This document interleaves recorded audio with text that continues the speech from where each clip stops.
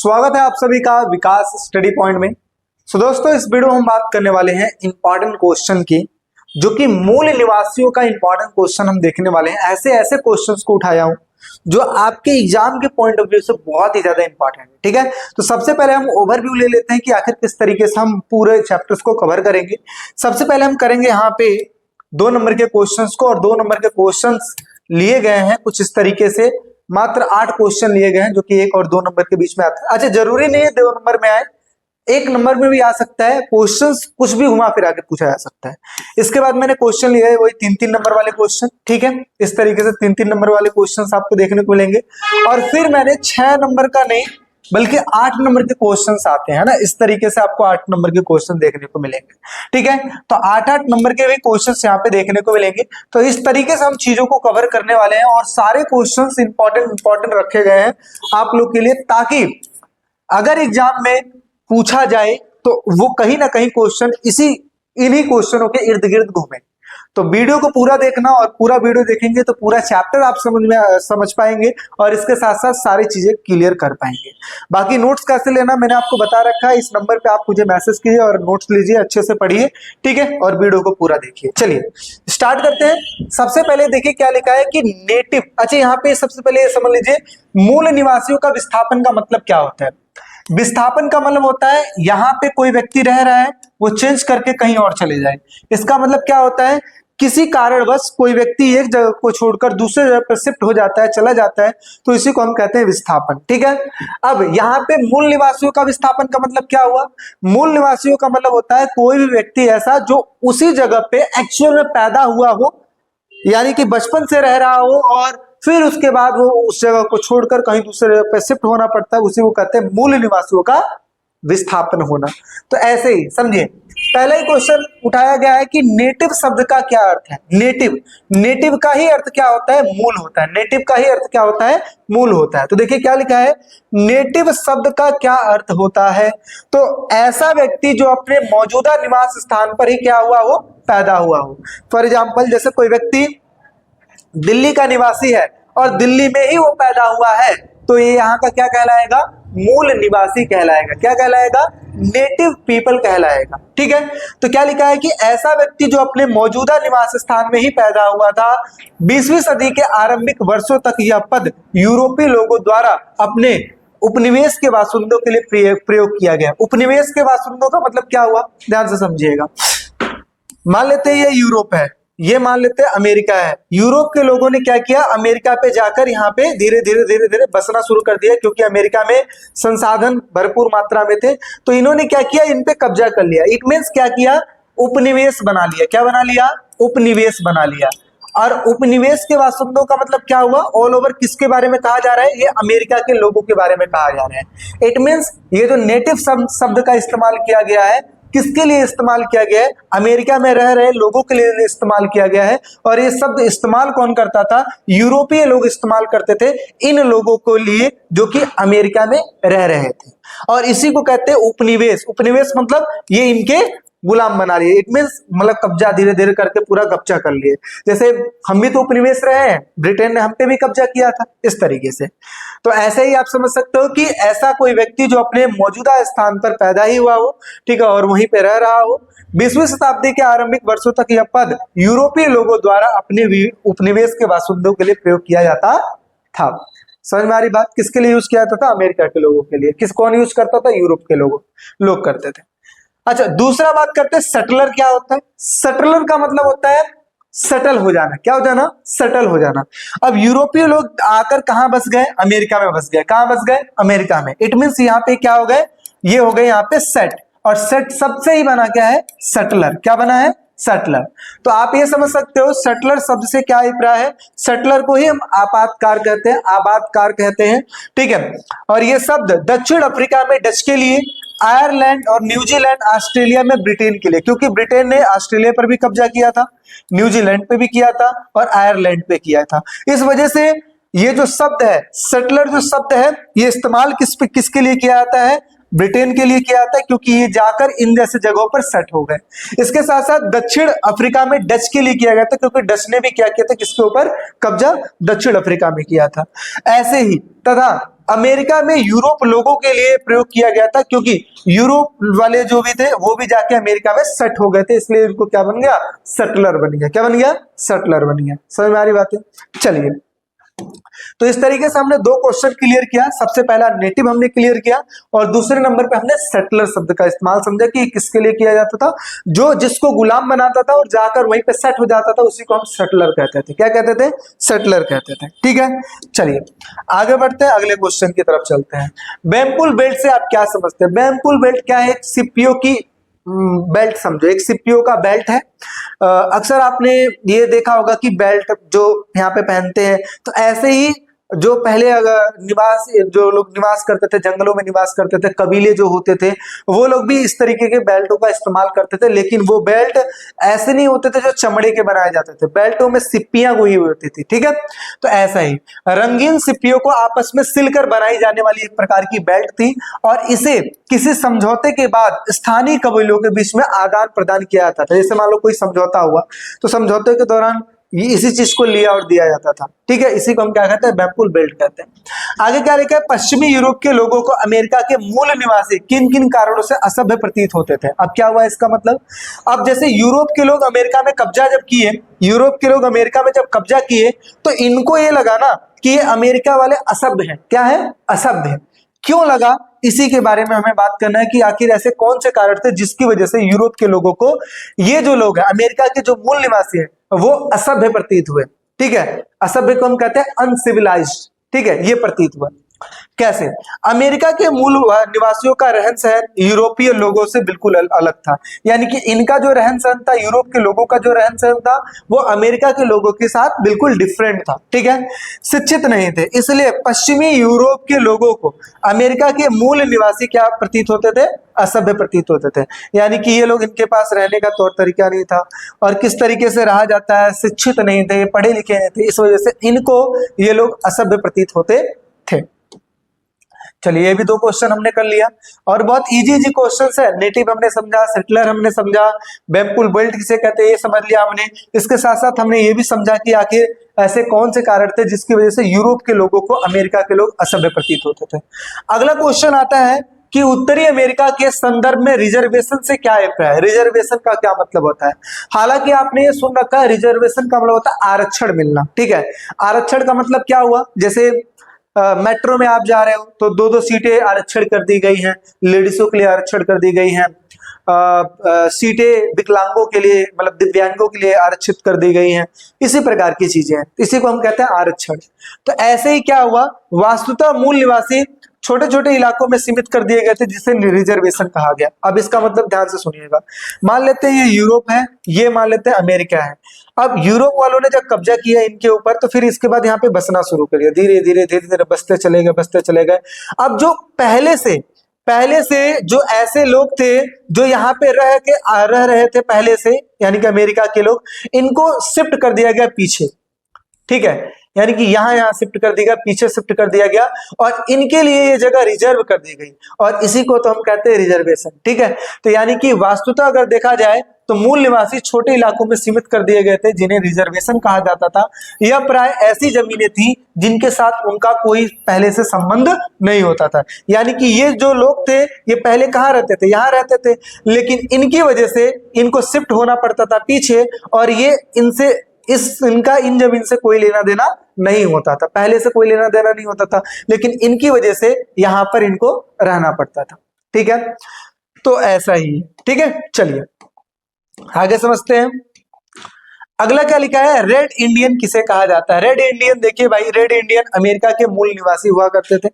Red Indian 500 स्वतंत्र कबीलों का एक समूह का नाम था, जो कि अमेरिका के सरकार के संदिग्ध अंतर्गत आरक्षित इलाकों में रहा करते थे। उन्हीं को हम क्या कहते हैं, रेड इंडियन कहते थे। यानी कि रेड इंडियन वो लोग होते थे जो कि अमेरिका में ही रहा करते थे और साथ ही साथ ये 500 स्वतंत्र कबीलों के नाम समूह थे और अमेरिका सरकार ने संधि के अंतर्गत आरक्षित इलाकों में ये रहा करते थे। यूरोप से लोगों के आने से पहले जो लोग अमेरिका के महाद्वीप में निवास करते थे, उनको रेड इंडियन या फिर नेटिव इंडियन कहा जाता था।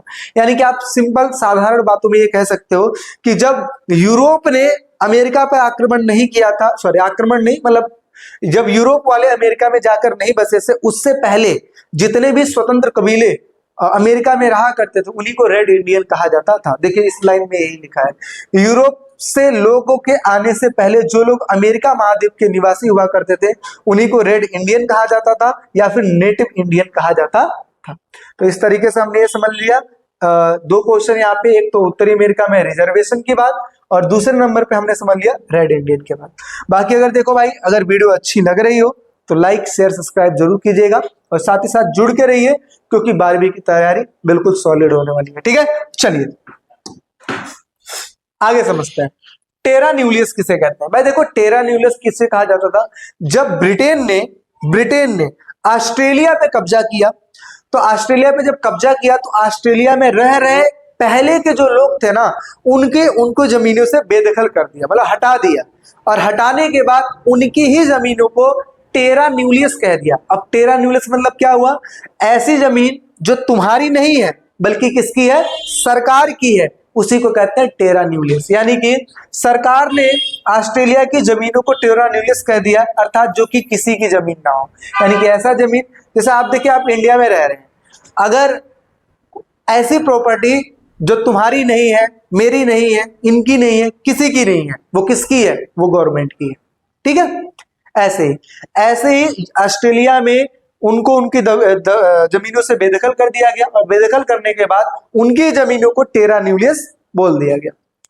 आगे समझते हैं, सेटलर शब्द का प्रयोग अफ्रीका, ऑस्ट्रेलिया में किन किन लोगों के लिए किया गया है, जो कि हमने पढ़ लिया है। क्या कर लिया है? जैसे सेटलर यानी कि आबादगार शब्द का प्रयोग जो है दक्षिण अफ्रीका में डच के लिए किया गया था, ऑस्ट्रेलिया में ब्रिटेन के लिए किया गया था। ब्रिटेन इट मीन समझो, जो कि ब्रिटेन के लिए किया गया था, और ऐसे ही अमेरिका में यूरोपीय लोगों के लिए किया गया था। ठीक है, इस तरीके से आप समझ सकते हैं। तो टोटल देखिए भाई, हमने बात कर लिया यहाँ पे 8 क्वेश्चनों की। आई होप सो आपको समझ में आया होगा। पहला नेटिव, दूसरा सेटलर हमने बात किया, तीसरा बैम्पुल बेल्ट की बात की, चौथे नंबर पे हमने ये चीज देखा असभ्य क्यों लगते थे। आगे हमने समझा रिजर्वेशन की बात, फिर हमने समझा रेड इंडियन किसे कहा जाता था, टेरा न्यूलियस किसे कहा जाता था, और सेटलर शब्द का प्रयोग किसके लिए किया जाता था। चलिए अब बढ़ते हैं हमारे 3 नंबर के क्वेश्चन की तरफ, और 3 नंबर का क्वेश्चन स्टार्ट होता है पहले क्वेश्चन के साथ, जो कि लिखा है उत्तरी अमेरिका के मूल निवासियों की जीवन शैली कैसी थी। यानी कि उत्तरी अमेरिका में रह रहे जो लोग थे उनकी जीवन शैली किस प्रकार से थी। तो देखिए जीवन शैली की बात करें तो ये निम्न है। जैसे यहाँ के लोग नदी घाटी के साथ साथ बने गांव के समूह बनाकर रहते थे, यानी कि जो नदी है उसके बगल में रहा करते थे। आगे वह मछली और मांस खाते थे, सब्जी तथा मक्का उगाया करते थे। वे अक्सर मांस की तलाश में लंबी यात्राओं पर जाया करते थे। कैसे? मांस की तलाश में वो लंबी यात्राओं पर भी जाया करते थे, यानी कि वो समझो कि शिकार वगैरह भी करते थे।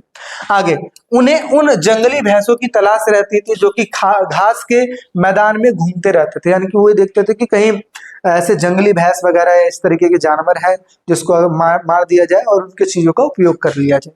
ठीक है, लेकिन वो उतने ही जानवर को मारा करते थे जितने की उनको जरूरत होती थी या फिर उनको भोजन के लिए जरूरत होती थी। वो उतने ही जानवरों को शिकार करते थे जितना उनको जरूरत होती थी। आगे यह कुशल कारीगर भी हुआ करते थे और साथ ही साथ बहुत ही सुंदर खूबसूरत कपड़े भी बुना करते थे। तो ये तो हमने खूबी पढ़ ली उत्तरी अमेरिका के मूल निवासियों की, वो इस तरीके से रहा करते थे और इस प्रकार की चीजें करते थे। वो उतने ही जानवरों का शिकार करते थे जितने की उनको जरूरत हुआ करती थी, कुशल कारीगर भी थे, साथ ही साथ ये अच्छे कपड़े भी बुन लेते थे। आगे बात करते हैं, अगला समझते हैं अमेरिकियों के लिए फ्रंटियर के क्या मायने थे। अमेरिकियों के लिए फ्रंटियर के क्या मायने थे। अब देखिए फ्रंटियर पहले है क्या, ये चीज समझिए। जैसे मान लेते हैं ये यूरोप, ये अमेरिका, सबसे पहले इन्होंने इस पे कब्जा किया, मतलब थोड़े जगह पे आए, यहाँ पे बसना शुरू कर दिया, धीरे धीरे इन्होंने कब्जाना शुरू कर दिया।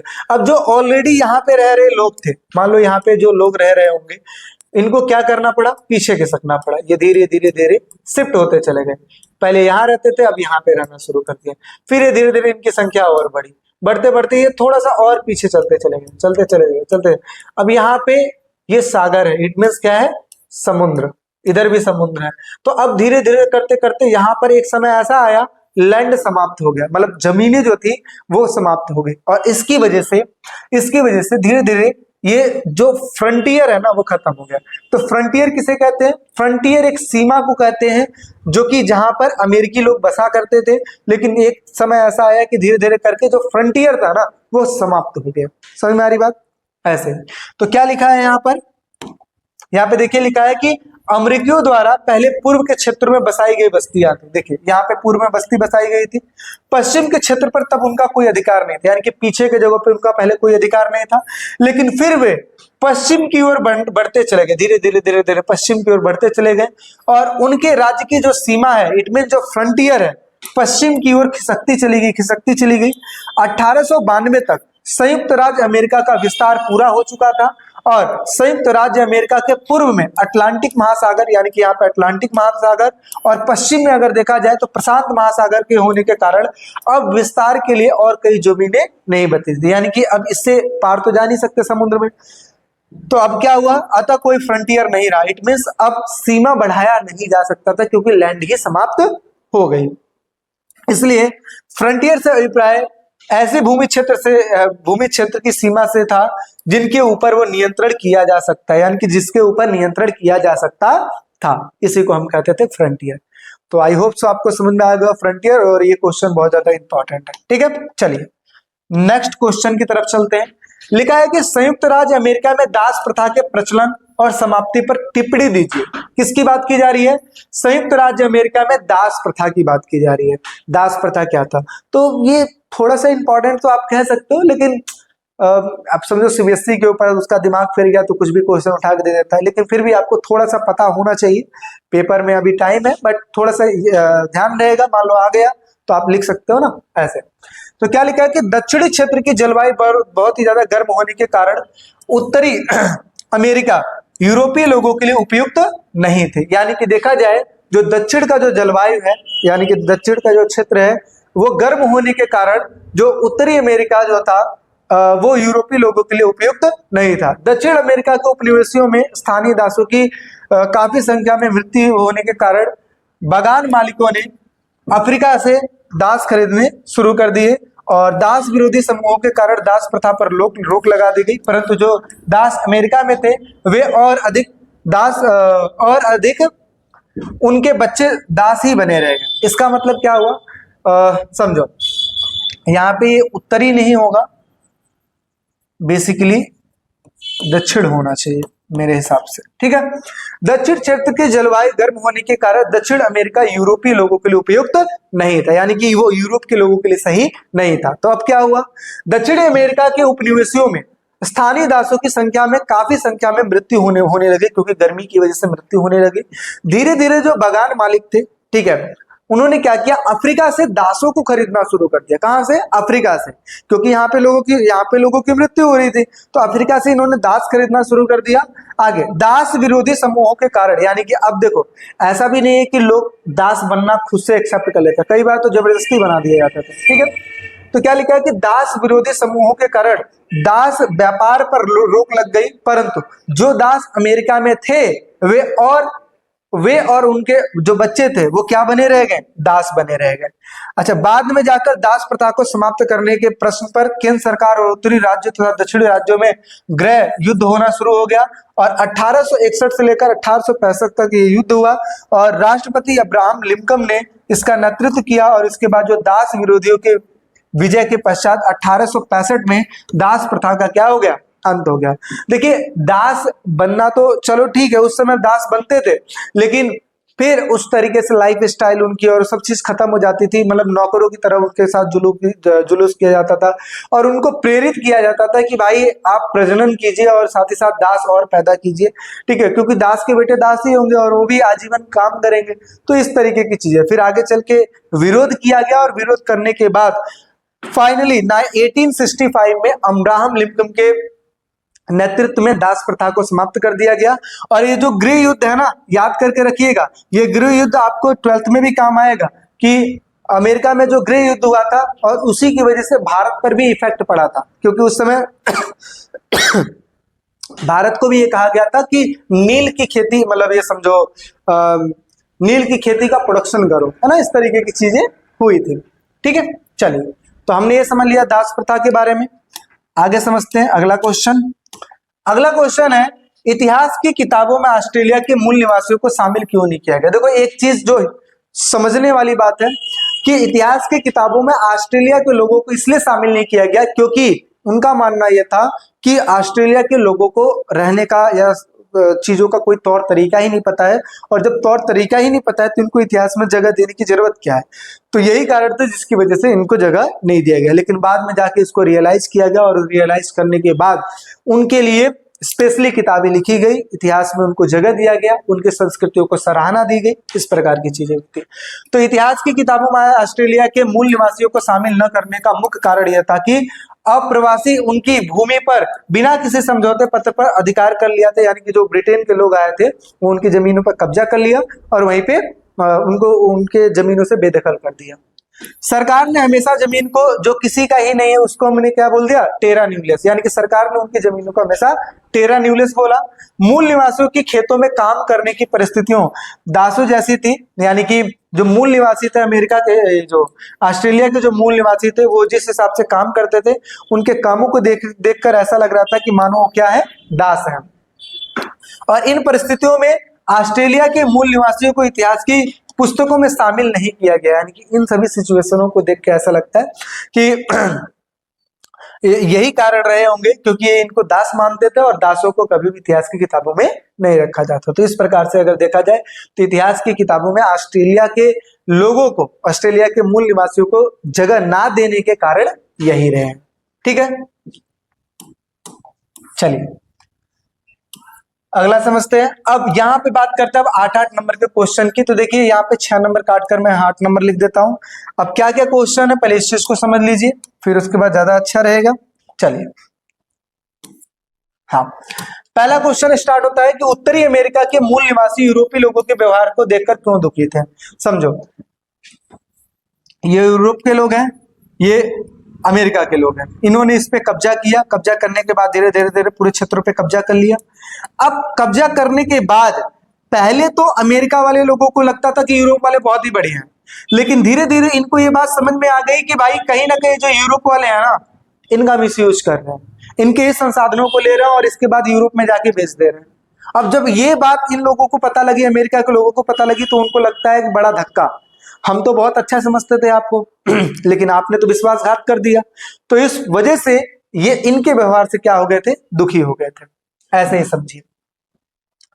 तो मूल निवासी क्यों दुखी होते थे पहले समझिए। मूल निवासी यूरोपीय लोगों के साथ जिन चीजों का आदान प्रदान करते थे वे उनके लिए दोस्ती में दिए गए उपहार थे। यानी कि स्टार्टिंग में ये लोग जो सामान इनको देते थे, इनको ये लगता था कि एज ए दोस्ती में हम ये इतने सारे सामान दे दिए, लेकिन बाद में क्या हुआ, लेकिन दूसरी ओर अमीरी का सपना देखने वाले यूरोपीय लोगों के लिए मछली, रोएदार खाल और साथ ही साथ ये सारी की सारी चीजें इनको क्या लगती थी, माल के रूप में। माल का मतलब समझो एक तरीके से गुड्स लगता था और इसे, जिसे वो मुनाफा कमाना चाहते थे और इसकी वजह से वो क्या करते थे, यूरोप में ले जाकर बेच देते थे। यानी कि अमेरिका के लोगों को ये लगता था जो सामान ये हम इनको दे रहे हैं, ये हम फ्रेंडशिप के तौर पे दे रहे हैं, लेकिन इनका मेन मकसद ये था कि इनसे ये सामान लेना और लेकर यूरोप में बेच देना, ये चीज था, ज्यादा मुनाफा कमाना। अच्छा, इन बेची जाने वाली चीजों का दाम पूर्ति के आधार पर साल दर साल बदलने लगा। यानी कि धीरे धीरे करते करते ये जो दाम था, यानी कि यूरोप में जो सामान बेचे जाते थे उसका जो रेट था वो बढ़ने लगा। आगे, मूल निवासी इसे समझ नहीं सकते थे और उन्हें यूरोप में स्थिर बाजार का तनिक भी ज्ञान नहीं था। इट मींस कि ये जो यहाँ से सामान लेके जा रहे हैं उनका क्या कर रहे हैं, किस तरीके से कर रहे हैं, इनको ज्ञान नहीं था। आगे, यूरोपीय व्यापारी मूल निवासियों की चीजों के बदले कभी तो बहुत सारा सामान दे देते थे और कभी तो बहुत कम देते थे। इसका मतलब क्या हुआ कि कई बार ऐसा हो जाता था कि मान लेते हैं कि अमेरिका के लोगों ने यूरोप को कुछ सामान दिया, तो वो जो सामान दिया तो बदले में ये भी कुछ न कुछ दे देते थे, तो कभी तो बहुत सारी चीज दे देते थे जिसकी वजह से अमेरिका के लोग खुश हो जाते थे, लेकिन कई बार ऐसा होता था कि वो बहुत कम सामान देते थे। इसका मतलब देखा जाए तो ये थोड़ी चीज देकर ज्यादा से ज्यादा चीज हड़पने की कोशिश कर रहे थे। आगे क्या हुआ, मूल निवासी यूरोपीय लोगों के लालच को देखकर बहुत ही ज्यादा दुखी हो गए। यानी कि धीरे धीरे अमेरिका के लोगों को समझ में आ गया कि भाई ये हमारा मिसयूज कर रहे हैं और फिर ये दुखी होने लगे।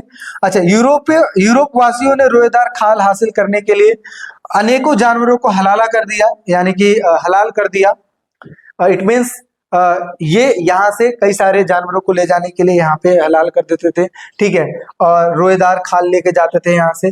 और मूलवासी इससे बहुत ही ज्यादा डरे हुए थे, क्योंकि इनको ये बात पता था कि हम उतने ही जानवरों का शिकार करते हैं जितना हमें जरूरत है, लेकिन ये ज्यादा से ज्यादा मात्रा में ये यहाँ पर शिकार करते थे, और इसकी वजह से ये लोग भयभीत थे कि आज हम इतना ज्यादा शिकार कर रहे तो कल की डेट में जानवर भी तो बदला लेंगे, तो तुम तो चले जाओगे लेकिन बदला किससे लेंगे, यहाँ पे रहने वाले लोगों से लेंगे। तो ऐसा ही है, क्योंकि उन्हें डर था कि जानवर उनसे इस विध्वंस का क्या करेंगे, बदला लेंगे। तो इस वजह से अमेरिका के लोग यूरोपीय लोगों से के व्यवहार से काफी दुखी रहते थे। ठीक है, चलिए अगले क्वेश्चन की तरफ चलते हैं। अगला क्वेश्चन ये भी बहुत ही ज्यादा इंपॉर्टेंट है, ये मोस्ट इंपॉर्टेंट में लिख लेना ज्यादा सही है। क्या लिखा है, गोल्ड रश क्या था और उसके प्रभाव का वर्णन कीजिए। तो देखिए भाई, गोल्ड रश क्या था, हुआ क्या, आगे चल के अमेरिका में एक जगह है चिरोकी कबीला, वहां पे कैलिफोर्निया मतलब चिरोकी कबीला है, कैलिफोर्निया में चिरोकी कबीला, तो वहां पे सुनने में आया कि वहां पे गोल्ड है, ठीक है, यानी कि गोल्ड की भरपूर मात्रा है।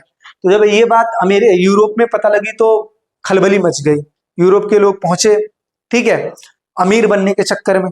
तो जब अमेरिका पहुंचते हैं तो वहां पे उन्होंने क्या किया, वहां के कबीलों को वहां से हटा दिया, वहां पे फिर उन्होंने खुदाई करना शुरू कर दिया, और वहां पे विभिन्न प्रकार के रेलवे लाइन और बहुत सारे मशीन उद्योग ये सब लगाना शुरू कर दिए, और वहां से सोना निकालना शुरू कर दिया। और इसी को हम क्या कहते हैं, गोल्ड रश कहते हैं। गोल्ड रश यानी कि गोल्ड मतलब सोना, और रश का मतलब समझे कि भीड़ होना, RUSS, रस, भीड़ होना एक तरीके से, ठीक है। तो समझिए 1840 में संयुक्त राज्य अमेरिका के कैलिफोर्निया में सोने की खोज ने गोल्ड रश को जन्म दिया, और ये उन गतिविधियों का नाम था जिसमें हजारों की संख्या में यूरोप से जो लोग थे अपनी किस्मत आजमाने के लिए कि भाई जल्दी चलते हैं अमेरिका में, हो सकता है कि हमें पैसा मिले, हो सकता है कि हमें मतलब गोल्ड मिले, इससे हम अमीर बन जाएंगे। तो अपनी किस्मत को आजमाने के लिए और शीघ्र धन कमाने के लिए कहाँ पहुंच गए, अमेरिका पहुंच गए। अब इसके प्रभाव क्या देखने को मिले, प्रभाव ये देखने को मिला, पूरे महाद्वीप में रेलवे लाइन का निर्माण कर दिया गया ताकि बहुत इजीली यहाँ से संसाधनों को ले जाया जा सके। इसके लिए हजारों की संख्या में चीनी श्रमिकों की नियुक्ति की गई, यानी कि चीनी श्रमिक को बुलाया गया। आगे रेलवे के लिए सात समाज की मांग से उत्तरी अमेरिका में उद्योगों का विकास किया गया ताकि दूर दूर के क्षेत्रों को रेलवे लाइन से जोड़ा जा सके। आगे बड़े स्तर पर खेती का उत्पादन करने के लिए यंत्रों का उत्पादन करने के लिए भी उद्योगों का विकास किया गया, यानी कि जो उत्पादन, जो प्रोडक्शन में जो यूजफुल मशीनरी है उसका भी उत्पादन किया गया। इसके लिए यहाँ पे उद्योग लगाए गए, नए नए औद्योगिक नगरों का स्थापना किया गया, बड़े बड़े क्षेत्रों को साफ करके, ठीक है, वहां पे खेती का विस्तार किया गया। 1890 तक जंगली भैंसों का अंत होने पर मूल निवासी की शिकारवली जो प्रवृत्ति है धीरे धीरे वहां पे समाप्त होने लगी, यानी कि जो पहले ये शिकार किया करते थे धीरे धीरे ये भी वहां पे समाप्त होना शुरू हो गया। आगे 1892 तक संयुक्त राज्य अमेरिका का विस्तार प्रशांत महासागर और उत्तरी अटलांटिक महासागर के बीच पूर्ण होने के कारण अब पश्चिम की ओर विस्तार नहीं हो सकता था, और इसी वजह से हम कहते हैं यहाँ पे फ्रंटियर खत्म हो गया। तो इस तरीके की चीजें प्रभाव देखने को मिली, किसकी वजह से, गोल्ड रश की वजह से, और इसकी वजह से यूरोप से काफी मात्रा में जो लोग हैं वो अमेरिका में आ गए थे जल्दी अमीर बनने के चक्कर में। तो ये हो गया भाई, गोल्ड रश के बारे में हमने समझ लिया। और आई थिंक हाँ, 2 क्वेश्चन और बचे हुए, जल्दी से देख लेते हैं। सबसे पहला चीज, संयुक्त राज्य अमेरिका के मूल वासियों को उनकी जमीनों से बेदखल कर दिया गया, और उनके लिए कौन कौन से कारण उत्तरदायी हैं। यानी कि सबसे पहला चीज हमने क्या समझा, यूरोप के लोग अमेरिका में जाके बस गए। अब हम ये समझने वाले हैं कि आखिर ये यहाँ के लोगों को किस तरीके से बुद्धू बनाया और किस तरीके से इनको इनकी जमीनों से बेदखल कर दिया। तो क्या लिखा है, सबसे पहले मूल बासिंदों को उनके जमीनों से बेदखल करना, यानी कि कैसे कर रहे थे बेदखल, किस कारण से कर रहे थे। ब्रिटेन और फ्रांस से आए कुछ प्रवासी ऐसे थे जो कि छोटे बेटे होने के कारण पिता की संपत्ति के उत्तराधिकारी नहीं बन सकते थे। वे जल्दी अमीर बनने के चक्कर में अमेरिका चले आए और साथ ही साथ यहाँ पे वो मालिक बनना चाहते थे। इसका मतलब क्या, यूरोप में ये चीजें हुई थी कि भाई प्रॉपर्टी बड़े बेटों को मिलेगी, छोटे बेटों को कुछ नहीं मिलेगा, तो छोटे कहाँ जाएंगे। तो छोटों ने दिमाग ये लगाया कि चलो अमेरिका चलते हैं, और अमेरिका में हम पहुंचेंगे और वहां पे संसाधन है, और इस वजह से हम अमीर भी बन जाएंगे और वहां पे मालिक बनकर राज करेंगे। इसलिए वो यहाँ पे आ गए और इसके बाद यहाँ के लोगों को बुद्धू बनाना शुरू कर दिया और उसके साथ साथ वहां पे बसना शुरू कर दिया। ऐसे फसल उगाकर जो यूरोप में नहीं उगाई जाती थी, बहुत ही ज्यादा मुनाफा कमाना चाहते थे। यानी कि इनका मानना यह था कि यहाँ पे चलते हैं, यहाँ पे ऐसे ऐसे फसल उगाएंगे जो कि यहाँ पे नहीं कमाए जाते हैं, सॉरी यहाँ पे नहीं उगाए जाते हैं, तो हम एक काम करेंगे, यहाँ पे फसल उगाएंगे और बेचेंगे कहाँ पे, यूरोप में, और इस चक्कर में अमीर बन जाएंगे। मूल वासियों को बेदखल करना गलत नहीं मानते थे, यानी कि यूरोपीय लोगों का ये मानना था यहाँ के मूल निवासियों को इनसे बेदखल करना ये गलत नहीं है, क्योंकि उनके अनुसार मूल वासिंदे जमीनों का प्रयोग करना नहीं जानते थे। यानी कि इनके हिसाब से अगर देखा जाए तो जो यहाँ के लोग हैं ये जमीनों का अच्छा उपयोग नहीं कर सकते, इसी वजह से हम उपयोग यहाँ पे कर रहे हैं। अब कितने तरीकों से हटाया गया ये भी देख लीजिए। सबसे पहला चीज, धोखाधड़ी से ज्यादा जमीनें ले ली गई, पैसे देने में वादा खिलाफी की गई। भाई पहले वादा कर दिया पैसे देने के लिए, लेकिन फिर बाद में मुकर गए। आगे, जमीन बिक्री समझौतों पर दस्तखत करने के बाद मूल वासिंदों को हटने के लिए बाध्य कर दिया गया। भाई तुम्हें हटना पड़ेगा, मतलब एक तो साइन करवा लिया, और जैसा आपने कई बार मूवियों में देखा है ना, ऐसे साइन करवा लेना, अंगूठा लगवा लेना, ऐसे ही, और सबसे पहले दस्तखत करवा लिया और उसके बाद उनको हटाने के लिए मजबूर कर दिया। चिरोकी कबीलों को खदेड़ने के लिए अमेरिकी फौज का उपयोग किया गया, यानी कि अमेरिकी फौज का उपयोग किया गया वहां के चिरोकी कबीलों को खदेड़ने के लिए, ताकि वहां पे गोल्ड रश वगैरह है तो उस वजह से वहां पे उत्पाद मतलब संसाधनों को निकाला जा सके। आगे, जमीन के अंदर सीसा सोना खनिज होने का पता चलने पर मूल वासिंदों को उनकी स्थायी जमीनों से धकेल दिया गया। इट मींस वहां से हटा दिया गया, वहां से क्या कर दिया गया, हटा दिया गया। चलिए एक लास्ट क्वेश्चन की तरफ चलते हैं और इसके साथ साथ ये चीजें ओवर हो जाएंगी। सन 1970 के दशक में आई बदलाव की लहरों के कारण ऑस्ट्रेलिया के मूल वासियों के जीवन पर क्या असर देखने को पड़ा। इसका मतलब क्या हुआ, अभी तक आपने ये सुना कि ऑस्ट्रेलिया पे कब्जा कर लिया ब्रिटेनियों ने और फिर उसके बाद उन्हीं की जमीनों को टेरा न्यूलिस कर दिया गया, उनके साथ बहुत ही ज्यादा भेदभाव किया गया, उनके साथ दासों जैसा बर्ताव किया गया। लेकिन आगे चल के 1970 में कुछ बदलाव आते हैं और इसकी वजह से ऑस्ट्रेलिया के लोगों को महत्व दिया गया। तो क्या क्या बदलाव आए और किस तरीके से महत्व दिया गया, ये चीज समझिए। तो क्या लिखा है, बदलाव की लहरें, ऑस्ट्रेलिया के मूल निवासियों को नए नए रूप में समझने की चाह जगी। यानी कि स्टार्टिंग में तो ऑस्ट्रेलिया के लोगों को महत्व नहीं दिया गया, लेकिन आगे चल के इनको इंपॉर्टेंस दी गई, इनको इतिहास में जगह दी गई, इनकी संस्कृतियों को सराहना किया गया और इनकी जो शैलियां थी उनको ज्यादा सराहना दिया गया। ऐसा, तो सबसे पहले इनको समझने की चाह जगी। मूल निवासियों को विशिष्ट संस्कृति वाले समूहों के रूप में देखा गया। प्राकृतिक और जलवायु को समझने की उनकी विशिष्ट पद्धतियों को पहचाना गया। देखिए अलग अलग लोग होते हैं, अलग अलग प्रकार की चीजें उनको पता होती है कि प्रकृति में क्या क्या चेंजेस हो रही है और किस तरीके से हो रही है, तो उससे उनको कुछ अनुभव होता है। तो ऐसे ही ऑस्ट्रेलिया वालों ने जो चीज समझा था उनकी चीजों को सराहना दिया गया। ठीक है, मूल निवासियों की धरोहर जैसे उनकी कथाएं हो गई, कपड़े हो गए, साजी, इट मीन्स वो किस तरीके से कपड़ों को सजाया करते थे, चित्रकारी हो गई, हस्तशिल्प हो गई, इन सबको सराहा गया, मतलब इंपॉर्टेंस दी गई। उनकी संस्कृति का अध्ययन करने के लिए विश्वविद्यालय विभाग भी खोले गए, संग्रहालय में उनकी चीजों को जगह दी गई, उनकी कलाकृतियों को बहुत ज्यादा महत्व दिया गया। मूल निवासियों ने अपना इतिहास लिखना शुरू कर दिया, यानी कि ऑस्ट्रेलिया के मूल निवासी जो थे वो धीरे धीरे अपना इतिहास लिखना शुरू कर दिए। मूल वासियों की संस्कृति को आदर दिया गया। मूल वासियों को पानी नहीं है, अपनी है। मूल वासियों को अपनी जमीन के साथ संबंध आदर से देखा जाने लगा, यानी कि जो पहले उनको इंपॉर्टेंस नहीं दी जाती थी अब उनको इंपॉर्टेंस दिया जाने लगा। ठीक है, और इसके साथ साथ ये चैप्टर हो गया ओवर, और यहाँ पे बहुत छोटे बड़े हर एक टाइप्स के क्वेश्चनों की मैंने बात की है और ऑल ओवर जो चीज है वो मैंने कवर किया है। ठीक है, तो वीडियो को आपने पूरा देखा, अगर किसी प्रकार के कोई डाउट, कोई कंफ्यूजन या कुछ भी है तो आप मुझे कमेंट सेक्शन में कर सकते हैं मैसेज, और उस चीज को मैं चेक करूंगा। ठीक है, और बाकी की वीडियो कैसी लगी ये भी आप बता सकते हैं। और नेक्स्ट जो वीडियो है वो इस बुक का लास्ट चैप्टर रहेगा। ठीक है, और उसको आप लोग कर लीजिएगा।